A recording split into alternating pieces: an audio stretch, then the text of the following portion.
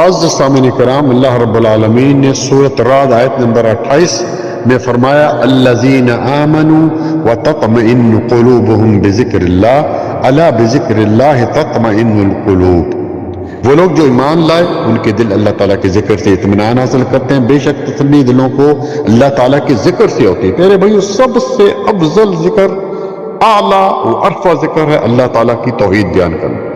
توحید پر زندگی گزارے، توحید جو لوگوں تک پہنچائیں، کیونکہ سب سے افضل چیز توحید ہے کہ اللہ رب العالمین ایک ہے، اس کا کوئی شریک نہیں۔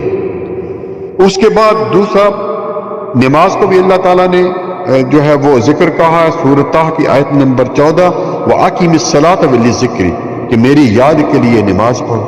آج کتنے لوگ نماز نہیں پڑھتے؟ قیامت والے دن سب سے پہلے نماز کے بارے میں پوچھا جائے۔ اسی طرح اللہ رب العالمین نے قرآن کو بھی ذکر کہا کہ سورۃ ہجر کی آیت نمبر 9 میں اِنَّا نَحْنُ نَزَّلْنَا الذِّکْرَ وَإِنَّا لَهُ لَحَافِظُونَ،